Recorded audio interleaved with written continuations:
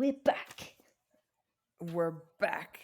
You made me think of that song. And we're back from outer space. Do, do, do, do, do, do, Yeah, do. that's a look upon your face. Is Yeah, it? right? Yeah. Yeah. Is it Donna? Is it Donna Summer? Who is it? I don't know. I have no idea. I just know the song. That's gonna People annoy me hearing me now. sing at 5 o'clock in the morning. I mean, you've got an excuse. You're overtired and delirious. Yes, I am, and getting over COVID. Exactly. I, on the other hand, I'm just a doofus. Um, this is our 20th episode, by the way, our 20th recording. Can you I believe know. that? No, This is insane. it's mad. It's mad. It's crazy. I'm pumped.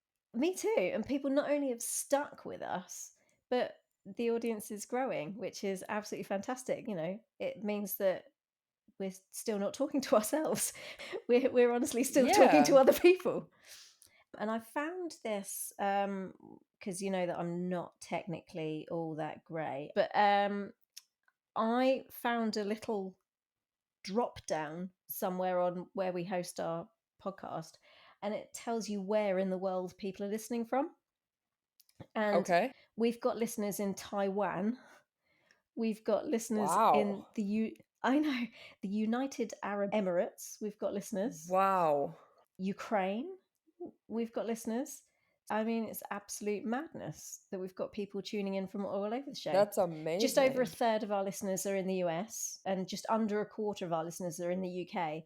But then after that, everyone is spread far and wide. We've got a fair few people from Germany, Italy, France, the Nordic nations. But yeah, I was just completely blown away by the United Arab Emirates, particularly because, well, I'm a big gay and they don't like big gays over there. So well done, you brave souls tuning in from over there. Over where they don't like gay? The United Arab Emirates. Oh, is it because of like religious beliefs or Yeah, yeah. I believe that there may be laws against homosexuality in the United Arab Emirates. So it would I've be actually heard that before. yeah. Oh, Trinidad and Tobago. We've got listeners. Oh, that's awesome. Yeah. Trinidad and So Tobago. there you go. We've got Eh. folks from all over. Well, we love each and every one of you. We do. We do. And we the support is I think I can speak on behalf of Melissa and myself that the support is it just completely overwhelms us. It really does. Um and we thank you and we hope that you continue to enjoy what we have coming up. So I would like to work with Melissa to get some of these autographs that I got raffled off. Yep. So Melissa and I should work on that because I think I have 8 pictures that I got signed Awesome. between Danny and Steph. So Amazing. let's get those out. Let's do it. It's not as easy as you think. There's a lot of red tape. So my Yeah. lawyer head has had to come into play, but I think I figured out how we can do it without breaking any laws and without getting in trouble with the gambling authorities. So If there's anybody named Tiffany out there, on one of my autographs for the charity, Stefania accidentally wrote to Tiffany, and then she wrote on the bottom, "Thank you for supporting Acto Sicilia." And so if anybody's named Tiffany out there, let us know because I'd like to give it to somebody that it's written to them. Um, and so yeah, email us, message us, DM us, whatever you have to do. That your name is Tiffany, and we can. I think we'll just maybe give that one away. that sounds like a plan. Yeah. Since it was Yeah. written that way. And, if said Tiffany wanted to make a donation to Acto Sicilia, that would be awesome, but no Yes, obligation yes, because it's going yes, spare. If you're named Tiffany, let yes. us know. Like Melissa said, we Yeah. would appreciate very much because she did sign it for the donation to her sister's charity. So yeah, please consider doing that, even if it's a couple dollars. Anything helps. So Yeah, absolutely. But I'll put all of our contact details in the show notes for this episode. I don't normally do it because you can find us fairly easily, I think. sure. we're fairly easy to find on all the socials and stuff. But for the purposes of this, I'll put all of our contact details, our email address, and how to find us on all the socials in the show notes. So if you are Tiffany, or if you know a Tiffany who's a fan of Stefania and or the show, get in touch. And Yeah. yeah, we'll see if we can rehome this picture. Yeah, for sure. So, Okay. Let's get it done. should we get into this? Yep. Episode 102. It was called Invisible to Me.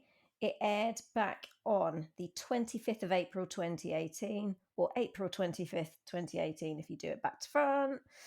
And again, we've got Stacey McKee and Shonda Rhimes with writing credits on this one, but how involved Shonda Rhimes was in the writing, I don't know. And we've got the man, the myth, the legend, Paris Barkley, in the director's chair for this one. So, what is it we always say about Paris? That he's good with the booms, bangs, and the tenders. Yeah. Yes, he is, for sure. Do you know, I think that he's directed 17 episodes of Station Wow. 19. He's done amazing. I'm normally quite good with numbers, and I don't think I've plucked that out of midair. I think that's a thing. I think he's Awesome. actually done 17. But this was obviously number 2 on his credit list. And again, we've got a cold open rather than our usual montage. And we've got a smoke alarm that's putting off a couple having sex. 50% of that couple, for those of us who watched it out of order and are watching backwards, we will recognise as JJ. JJ's been introduced, yep. So this is our introduction to JJ. The smoke alarm is stopping her from having any kind of orgasm. She says really funny stuff like, Yeah. I should have written it down, but something like, I'd just take a little flutter or a little wave, anything. Yeah. Yeah. But the smoke alarm is putting her off. So her boyfriend essentially takes a baseball bat to it, and that's our cold open. And we've got Andy doing one of her voiceovers talking about fire alarms being like our instincts, that they're warning us of things that we can't see, but they only work if we're paying attention. So that's one of the voiceovers that actually makes sense. And then we do get a mini montage. So we get the captain, we get Pruitt in his hospital bed giving Andy unsolicited advice. Oh, it's always my favourite kind, right? The unsolicited kind. Warren's kid is mad at him for not being around very much anymore. And Dean is waking up to the realisation that the rescue dog Charlie has eaten his alarm. Yep. This one, I feel like we can kind of do this one in blocks a little bit. Yeah, we can try. Yeah, because it seemed a bit frenetic going from scene to scene. It did seem like things were a little bit more blocked together than in the pilot, I felt. So if we start with the captain's race, does that work for you? Mm-hmm. So we've got Maya giving Andy an Eye of the Tiger pep talk. And I feel like I'm going to say this 10 times over, like at least once for every episode, because Maya's just bloody hilarious. She is. I loved her as her hype woman.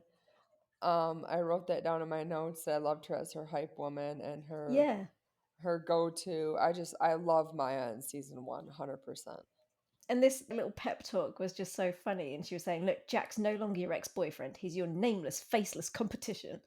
Yeah. And then Andy kind of questions calling him the ex-boyfriend. She's like, oh, I don't really have any labels. And Maya's like, I've got labels. Second place, nemesis, opponent. She's just funny. She's just Yeah. funny. But Battalion Chief Frankel has arrived to give them a bit of a talking to. She's skeptical of Jack. She thinks that his chivalry is slimy.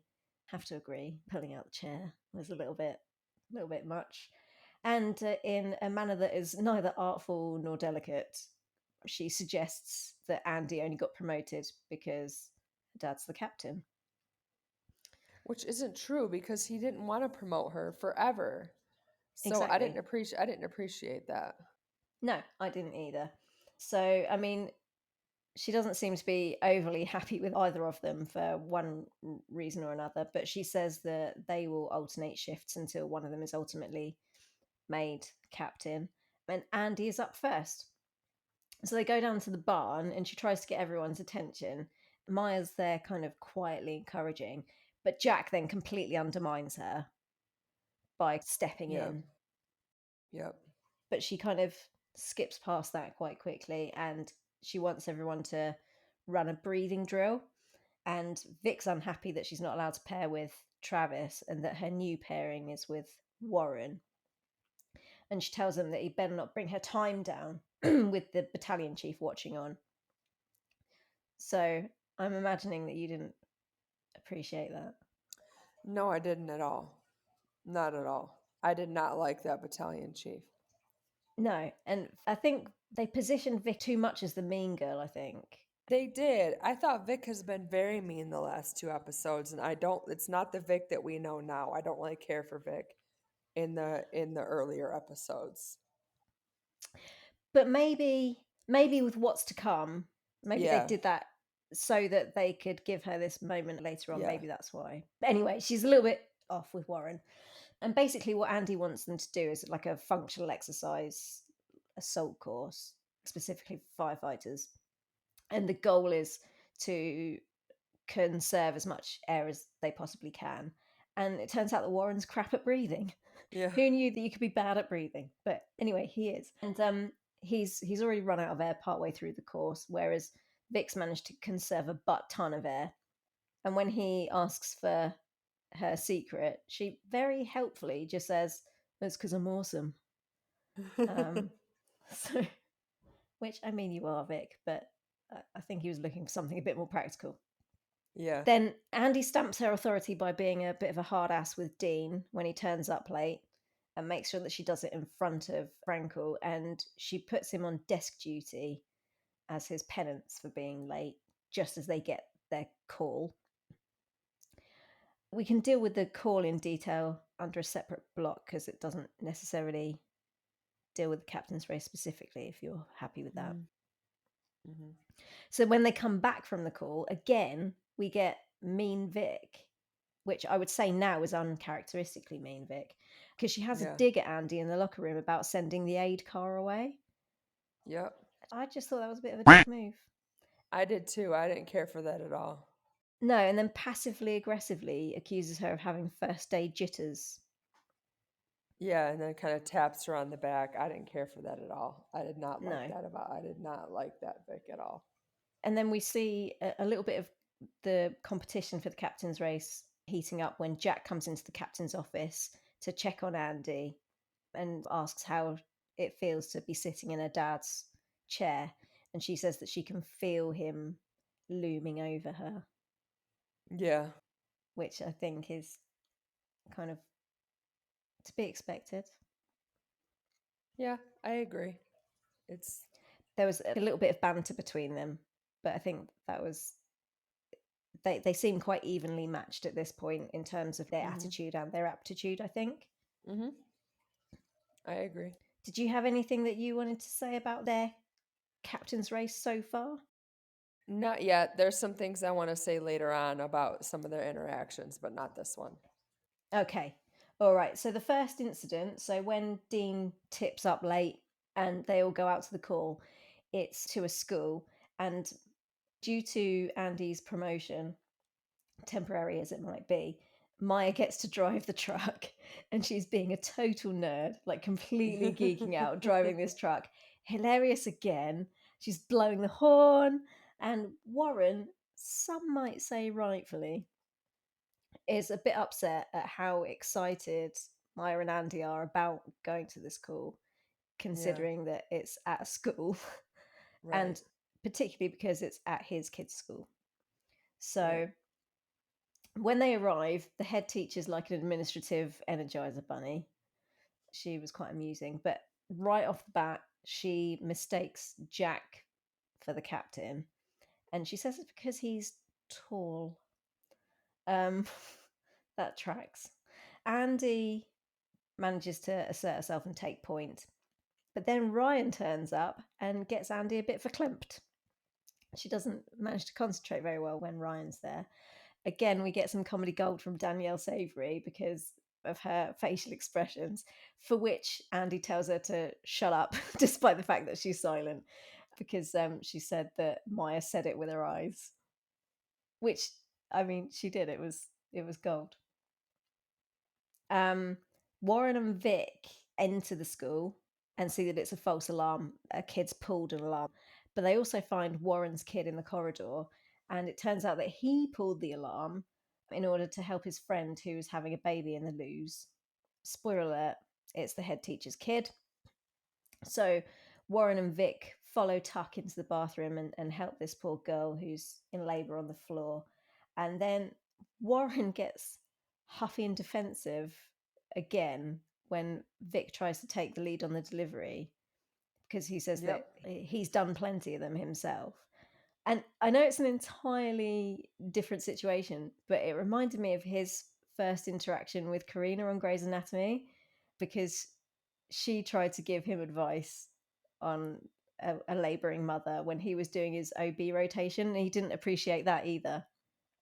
So it seems like they're positioning him as a guy that doesn't enjoy taking advice from people, maybe.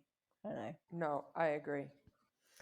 Then back outside, Ryan congratulates Andy on her promotion and says it suits her. And then Ryan and Jack bond over Andy. But Ryan says that Jack's got his work cut out for him because Ryan's never seen her lose at anything. But then we cut to Andy complaining to Maya that the principal mistook Jack for the boss. And I'm going to say it for the third time. I'm going to have to find a new word. But Maya's hilarious again. And she tells Andy to take, use, and exude the power. No one's just going to hand it to her. And I thought that was actually really good advice. I did too. Yeah, it was great advice. But then Warren calls over the radio for an aid car. And that's the point at which Andy realizes that she's made a bit of a boo-boo. She's made a bit of a mistake because she sent the aid car away, assuming that it being a false alarm was the end of the story. And she obviously hadn't checked back in with Warren and Vic. She hadn't checked on them, so she hadn't had a status update to know that there's no fire, but there is an emergency. And then, obviously, the baby's delivered, but it's not an easy delivery. The baby's trapped in the amniotic sac. Am I getting that right? Yes, the amniotic sac. Yep. Okay. So during that delivery, Vic is still busting Warren's balls constantly. But then we see some sweetness from Vic, because she is really sweet with this girl and she's trying to distract her from her pain by singing I'm a Little Teapot. Yeah, and I really appreciated Tuck's admiration for Ben, because in the beginning of the episode we saw him being very harsh towards Ben. Yeah. And now he's like, my dad can do anything, and I really appreciated that Yeah. quite a bit. But I thought it was nice to see that from Vic, because so far we've only seen her being a bit of a hard ass. And so to Yes. see her being so sweet with this girl at singing I'm a Little Teapot with her was Yeah. really nice. And then obviously it transpires, we find out that was her trick to conserving her air. Right. Was singing I'm a Little Teapot because it distracted her from, stopped her from breathing so hard. So yeah, that was nice to see a side to Vic that wasn't laddish and wasn't picking on Warren. The baby's born in the amniotic sac and it isn't breathing. And so then Vic has a little panic, and then it's down to Warren to save the baby, as you say, in front of Tuck. But you know who we could have used in this situation? Who? Karina DeLuca. Karina DeLuca. You want Karina DeLuca in episode 1, in season 1, episode 2. I'm just saying, she was just down the road. She couldn't have been far away. Just give her a tinkle. She'd know just what to do. She just would have came right in. Yeah. So anyway, Warren updates Andy. The girl is physically fine. She's tough, but it's a lot for her to take in, and only time will tell if she'll handle it, is what Warren says. And I think Andy sees that as an allegory for her situation. And then she gets defensive about her decision to send the aid car away, apropos nothing. Right. Warren hasn't said a word, and she's just like, what I did was right, okay? I'll just follow protocol. She just feels the need to mention that. And then Warren is just such a great dad in that moment because he cleans all the blue off Tuck's hands. Yes. and tells him to put his sweater inside out so that no one found out that it was him that pulled the alarm, and says, "And we're not telling your mother about this." Mhm. So yeah, it was nice for him to, not only for Tuck to see his dad be a hero, but in the same instant for his dad to just be his dad. Yeah, I agree. Yeah, And not be the firefighter, not be the disciplinary, but just be a supportive father. exactly. Yeah. Because I think he was probably feeling a bit abandoned. Yeah. So to see that it's not and or, it's both, that he's a heroic firefighter and still his dad, and still there for him. And so that was that first rescue. So Yep. I mean, Andy defending her decision to send that aid car away, apropos nothing, does that kind of show that Andy's uncertain as a leader, that hasn't got any faith in herself, that she assumes that nobody's got any faith in her? I think she had faith in herself. I think she was concerned and cared too much about what the team thought of her, Yeah. because it was protocol, that was what was supposed to be done.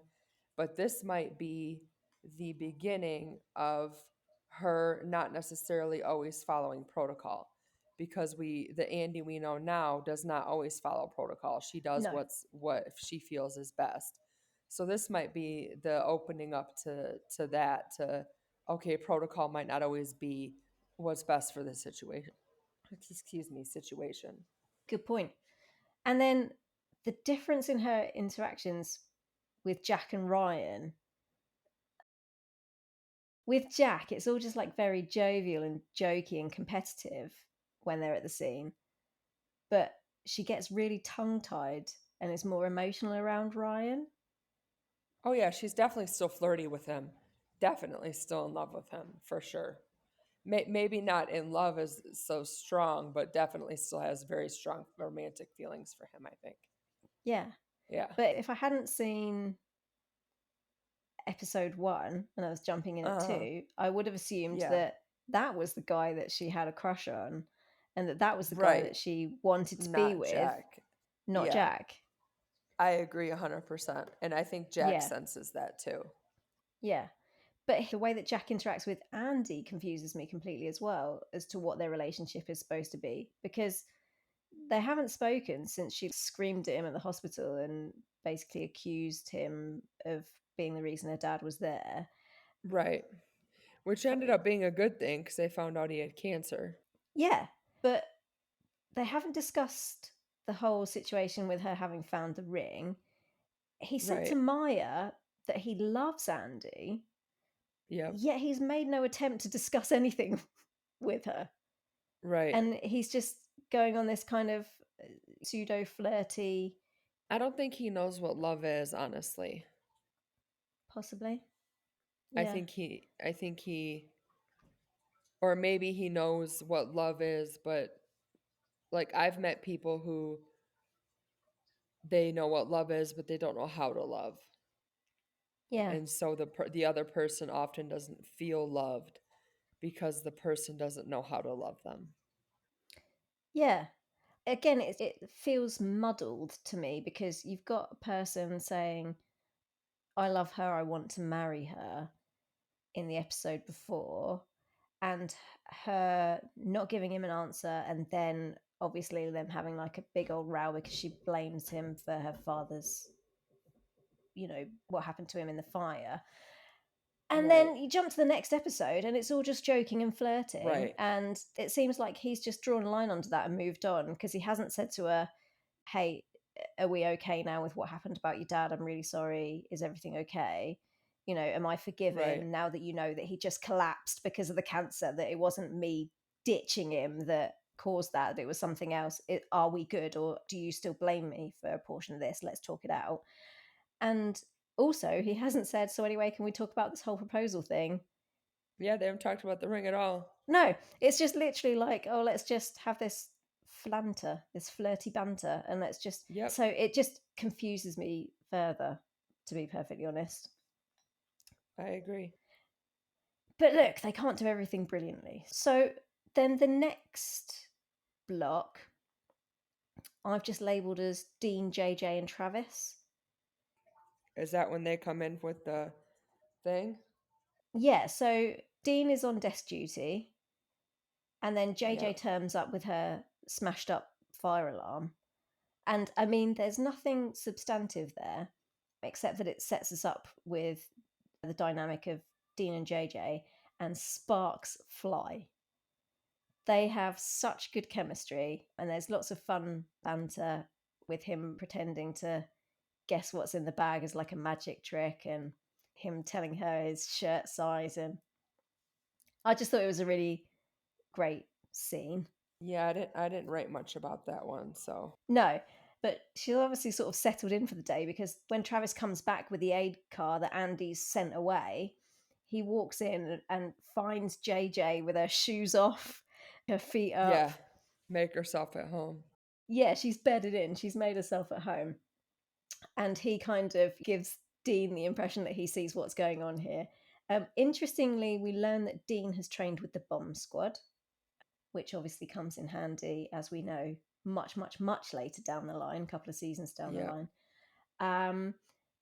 But Travis says that Dean has a knight in shining suspenders issue, which is what seemed to have been kind of dropped as a hint in the pilot. And then another call comes in whilst Dean and Travis are there, and Travis undermines Andy by taking Dean on the call with him, despite him Yep. and Yep. putting him on the desk. So, but anyway, Travis and Dean head out to an old folks' home to rescue an old guy. I mean, there's no polite way for me to say this. He's got his balls stuck in a stool. He does. Yep. They're just hanging there. Yep. Oh, it doesn't paint a pretty picture. Um, oh God. They extricate him, and I'm glad to say that we don't witness that extrication. But they, but they have a really touching exchange with him whilst they're They helping him to do. get dressed, because Travis recognizes in this old chap something that he's feeling himself, which is a deep sense of loneliness. Yeah. And then we find out that Travis lost his husband in a fire about a year prior, and they discuss loneliness and how it affects you. And Travis says that he used to wait for the delivery guy to bring his food just so that he would have someone to talk to. Yep. So super touching. And then Dean tries to lighten the mood by letting the old guy know that he's not alone, and that there's another resident, one in particular, who cannot wait to see him. So the less we say about what goes on at that old folks' home, the better, I think. Then we have another touching exchange between Travis and Dean on the drive back, because Dean says that he forgets that Travis is going through what he's going through. And Travis says that it's not the worst thing, because at least he got to experience one great love. And then there's a nice touch of humour when Dean kind of figures out that Travis was actually sleeping with the delivery guy, and they do like a very manly fist bump to Yeah. cap it all off. And then later that shift, Travis stages an intervention when Dean wants to follow up on how the alarm clock eating rescue dog Charlie did at doggy daycare. And we get that nice little dynamic again between Vic, Travis, and Dean. And Travis and Dean are making fun of Vic wearing a mouth guard, and Dean brings up Travis's delivery guy sex. And then Ben has to come in and try and keep the noise down. And so then we see the beginning of Ben as dad. So a call comes in which ends the fight, and then Dean has snuck out to join them on the call, and then Andy eventually calls him on that. But most of that was just kind of fun. They needed to set up Dean and JJ, obviously, for what comes later. But it was nice as well that they kind of eked it out until this episode to let us know about Travis's backstory with his husband. Mm-hmm. The thing with Travis's husband, I think that it's good to get a reminder that what they do is life and death. Yeah. And I also really appreciated that Travis, like as a gay person, I really appreciated that he's just established. So they've established that he's gay and he's married. And that's just already there. It's already established. Right. There's no coming out story. There's no homophobia within the station. You know, Dean's just kind of saying to him, I forget that that's what you're going through. I forget that you've lost your spouse. And there's no there's like no edge to it. His marriage has complete parity with Warren's marriage. Nobody treats it as other. And so often when gay characters are in TV shows, they're there to tell a story about how hard it is to be gay, or like the things that we have to go through. There's a coming out story, or there's that slightly homophobic or sometimes overtly homophobic colleague or family member. So their storyline and their story arc becomes about their sexuality. But Travis's Yeah. storyline isn't anything to do with his sexuality. It's to do with grief and the loss of a spouse. And the fact that that spouse was of the same sex as him is just an aside. So that was actually really nice as a gay person, just have that where there was like no discussion about the fact that he's gay. It was just the fact that he's a grieving husband. Yeah, like it So was already established, so yeah, and it was already yeah, accepted and it was already yeah, I agree with that. yeah, That's really yeah. yeah. Because I mean, it's true that I I probably have to come out if that's what you. It's I have like these like little mini comings out or coming outs. I don't know, but I have to do it all the time just because of the compulsory heterosexuality that is prevalent in society. That anytime I say to a new person, my fiance or my partner, or they come back at me with he, or what does he do, or what does he Mhm. think, and so I have to come out all the time by correcting them and saying she. Mhm.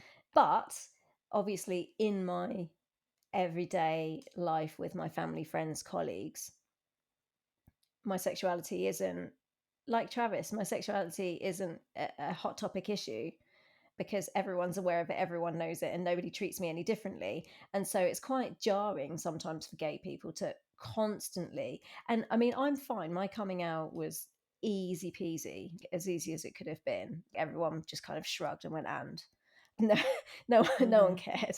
Mhm. But for some people, that is not their experience, and it's really traumatic. And so Right. when we're confronted time and time and time again with stories of coming out, it can be quite draining. Like, oh, is that all we are? We're just a Yeah. surprise. I'm not who It's you. just your label. Yeah. Yeah, and it gets a bit draining. It's like, oh, this again. Yeah, I can understand that. Yeah, so it's quite nice just to meet people where they are when they are in the same Mhm. place as you. Mhm. Yeah. Like just Yeah. established, and that's fine. And so I really appreciated that. So whoever did that, thank you. Much obliged. So the call out that stopped Vic, Dean, and Travis having their little jokey fight is to an overturned truck that is Mhm. leaking fluid. Warren and Vic go to help the driver, but Andy soon realizes that it's an ethanol fire. They need foam to put it out because water will only make it spread, but they don't have any. And then they realize that Vic and Warren are trapped behind this ethanol fire with their unconscious victim. There's an opening that they could escape through, but they won't leave him behind. They won't leave the Vic behind. So they're now stuck behind a wall of fire that can't be put out. It's getting closer and closer to them, and the air is getting too hot for them to breathe. It's going to basically burn them from the inside out. And then Warren notices Vic starts to panic when her boot starts melting due to the heat and the proximity of the fire. And he gets her through it by miming, I'm a little teapot, whilst they share gasps of air from the one oxygen tank that they have that they're also sharing with their unconscious victim. So as to try and preserve their lungs, because all they can do is sit and wait for the rest of 19 to figure out a way to come and rescue them. So everyone else on the other side of the fire is panicking as well. And they're all kind of undermining Andy's authority, putting forward their best idea of how this is going to play out. But then Andy, to her credit, comes up with the plan for how they're going to do this and tells the team that either to get in the truck or to get out of the way. And she has them drive right into the fire and they grab Vic, Warren, and the victim and essentially save the day. So when they get back to 19, Warren is very excited about having faced death and not dying. Again, I'm broken record, mate. I'm a broken record, but how funny was Maya? Yeah. Warren's like, I faced death. Yes, you did. And I didn't die. No, you didn't. Could not care Yeah. less. Travis, again, it's getting compounded, Travis and Vic's relationship, because Travis is double checking Vic despite the fact that she's already been cleared.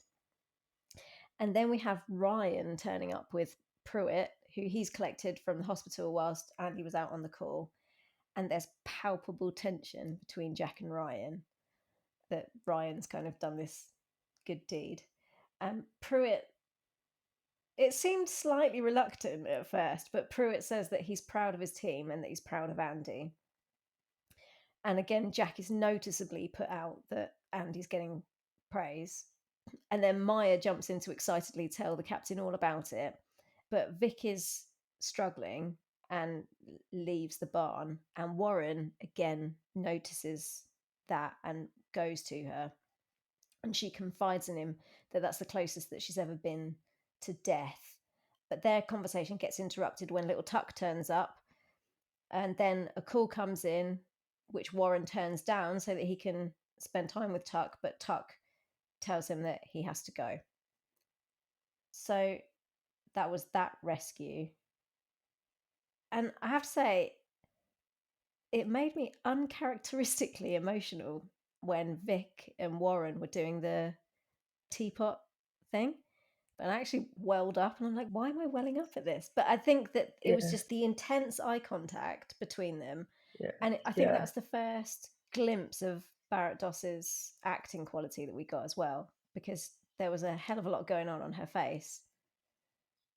Yeah, it wasn't just like the goofy, sarcastic. It was like the intense, emotional, and it was also the first time I really saw her and Ben respect each other on a new level. And Yes, so I yeah, appreciated that very much. there Yeah. was a real connection there. And Yeah. yeah, and he really saw her and she let him see her. And the nice way that they pulled it all together with the I'm a little teapot and the conservation of air. Yes. So the two separate scenes that they'd had together previously were kind of brought together in this one. And I just thought it was really, really beautifully done. I agree. And then Andy stepped up at that ethanol fire and she made the plan and she executed the plan. But it felt to me like she needed confirmation from the people around her that she's capable and ready. Like she needs Maya to come from the outside and go, no, no, no, you can do this. And she needs her dad and Ryan to tell her that she's doing a good job. It seems like all of her validation is external rather than internal. Yeah, for sure. I don't know how you feel about that. No, I agree. I agree Yeah. 100%. And it's nice to start to see that. Yeah. And then the way that it ended, the way the episode ended was quite unusual because we had a closing scene that kind of set us up for the beginning of the next episode, which was the call that Warren gets when he's talking to little Tuck. Yes. He and Dean attend this call, and it's at JJ's apartment. And Dean and Warren find her on the floor, and she's fallen off a ladder trying to get the alarm that Dean fixed, Hmm. which is now beeping again. Yeah. Yep. So then Miller knocks through the ceiling and finds that there's a fire in the crawl space above her apartment. So he sweeps her up off the floor, and that's the end of the show. My notes from January said, I paid no attention to Andy's voiceover. Maybe that's why they binned them. so, so, That's funny. so there is a voiceover by Andy at the end, which probably pertains to said fire alarm and goes back to the beginning, but I genuinely Yeah. paid no heed to it either time in January or this time. So maybe that is why they binned it. But then that's our episode. That is episode 2. Okay. So I mean, again, I didn't see any themes. I didn't see anything thematically throughout it, really. Did you see anything thematic? No, I think we're still learning the characters. I think we're still learning their personalities, their friendships within Yep, the I mean their family as a whole, but their friendships within the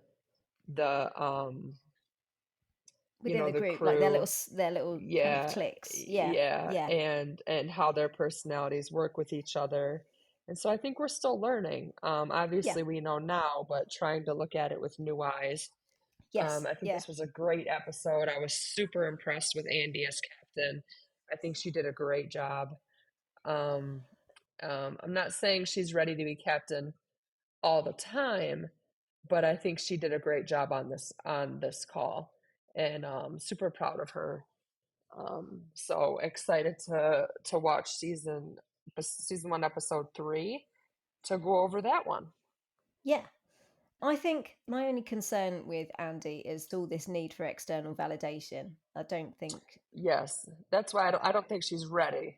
yeah, yeah, Yeah, but I think she was the only one that recognized that fire, and with exactly. her, and so I think she handled that call very well. Oh, 100%. Yeah. And So it was a very nice pat on the back from Pruitt when he said, you know yes, what, I don't think I would have spotted that. So good job. yeah. So So um, did you have a favorite scene? my favorite scene was probably the scene between Ben and Vic when they were outside of the fire, and they were, it was funny when Ben made it wet and he was like breathe it in, and then she like, was that work? And he was like, yeah, that'll work. Like you could tell that he Yeah, was that not, he no. He was but just he trying to was try soothe her. He was just trying to do yeah, something to make her feel better, to give her confidence. Yeah. yeah. And then the slow teapot, I just really enjoyed that scene. I thought it was a powerful scene, and very well done by both Vic and Ben. Yeah. That's exactly what I've put down. Warren and Vic miming I'm a little teapot. Yeah. Yeah, it was That was perfect. yeah, So it was brilliant. Did you have a favorite line or a favorite piece or section of dialogue? um let me look at my notes. My 4-page notes on this one. So I'm actually taking notes. God, it's almost like we're making an effort with this. We are. We're trying to make an effort. Probably any dialogue by Maya, and honestly, is what I put. I wrote loved every Maya dialogue on here. So anything Maya said, I loved. Yeah, Like when she was her hype woman, talking her up, being her motivator. I loved everything Maya said. yeah, yeah. She is hilarious in season one. She is. I think she would be an absolute force to be reckoned with if they kept the heart of Maya as she is now Yeah. and then added in season one Maya kind of Yeah. humor. She would just steal the whole damn show Sure. because it's brilliant. I really liked the whole exchange between Dean and Travis in the aid car. Yeah. That was my favorite. I thought that had some real heart to it, and that's the first glimpse we got, I think, of the emotion behind the show. That it's not just going to be action, action, action, action, action. That they are going to kind of talk about the lives of these people. So I really liked that. Most gifable moment for you? I think it was when Vic had in the teeth grinder thing, Yeah, and Ben is like, "Did you just call me Slim Shady?" yeah, I could see that being a gifable moment. yeah. Agreed, agreed. I went for the fist bump between Travis and Dean. After they had the Yeah, yeah, after they had their little heart to heart, just their yeah, little fist bump. I liked that. for sure. Thought that would make a great gif. Have we done episode 2 justice? Because I know that's one of your favourites. You said to me when we recorded the first half of our episode 1 breakdown that this was one that you'd rewatched because it was one of your favourites. It was one of my favorites because of the blue fire scene and how Andy Yeah, handled that. I loved that whole scene. Yeah. between Vic and Ben, and Andy taking control and recognizing it. I just loved that whole scene. Yeah. So that's why it was one of my That's what's favorites. one of your faves. And have we covered everything off for you? Have we missed anything? No, I think this was a great recap. I can't wait. I hope people are enjoying these. And I can't wait for, we'll get two back to back out pretty soon. I will watch season 3 now that I'm starting to feel a little bit better. Hopefully, we can get these out a little bit quicker for people, Yeah. because I know somebody messaged me like, "When are you releasing your episodes?" So people are waiting for them. Yeah. So let's work on getting them out as soon as we can. Absolutely. Absolutely. Well, season 1, episode 3 is called Contain the Flame. And it says Jack continues to butt heads with Andy when he begins his first shift as co captain. So that's what All we've got right. for folks next. So, what time is it there? It's like 6 in the morning now, which is the time that we were planning to get together. Are Yep. you going to go try and get a nap, or are you just going to power through? No, I'm just gonna power through. I'm up. So, Bless you. If you're going to power through, I'll let you go and get a massive jug of coffee. And as it's lunchtime here, I'm going to go and get a sandwich. And I will see you next time. all right. Goodbye, everybody. Bye.